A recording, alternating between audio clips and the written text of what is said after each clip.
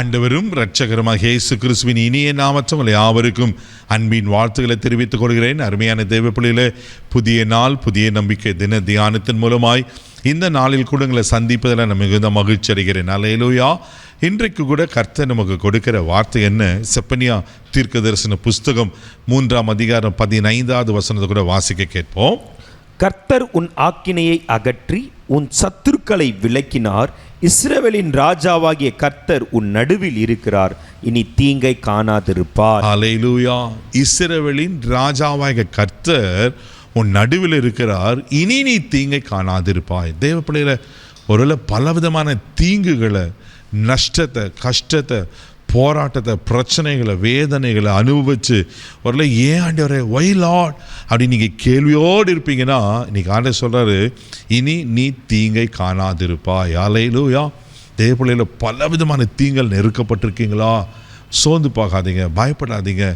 ஆண்டவர் அந்த 16வது வசனத்தில் இன்னும் அழகா சொல்லப்பட்டிருக்கோம், வாசிக்க கேட்போம். அந்நாளிலே எருசலேமை பார்த்து பயப்படாதே என்றும் சீயோனை பார்த்து உன் கைகளை தளரவிடாதே என்றும் சொல்லப்படும். ஆமென். பாருங்க, ஒருவேளை ரொம்ப தீங்க பார்த்து கலங்கி கொண்டிருக்கீங்களா? இங்க சொல்றாரு, பயப்படாதே என்றும் உன் கைகளை தளர விடாத, சோர்ந்து போகாத.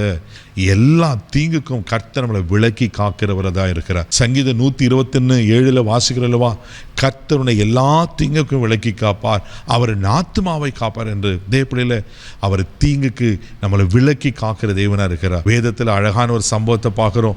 1 நாளாகும் புஸ்தகம் 4ஆம் அதிகாரம் 10வது வசனத்தை வாசிப்பீங்கன்னா அழகா சொல்லப்பட்டிருக்கும், வாசிக்க கேட்போம். யாபேஸ் இஸ்ரவேலின் தேவனை நோக்கி, தேவரீர் என்னை ஆசீர்வதித்து என் எல்லையை பெரிதாக்கி உமது கரம் என்னோடு இருந்து தீங்கு என்னை துக்கப்படுத்தாதபடிக்கு அதற்கு என்னை விலக்கி காத்தருளும் என்று வேண்டிக் கொண்டான். அவன் வேண்டிக் கொண்டதை தேவன் அருளினார். பாருங்களேன், யாபேஸ் இப்படி ஒரு ஜெபம் பண்றார், தீங்கு என்னை துக்கப்படுத்தாதபடி தீமைக்கு என்னை விலக்கி காத்தரலாண்டவரே. ஏன்னா நிறைய ஒரு தீங்க பார்த்துருக்கிறார். 9வது வசனம் சொல்லப்பட்டிருக்கு, என் தாய் என்னை துக்கத்தோடு பெற்றெடுத்தா. பாருங்க, அப்படிப்பட்ட துக்கத்தோடு பெற்ற எடுத்த அந்த யாபேஸ் வாழ்க்கை, தீங்கு நிறைந்த வாழ்க்கை.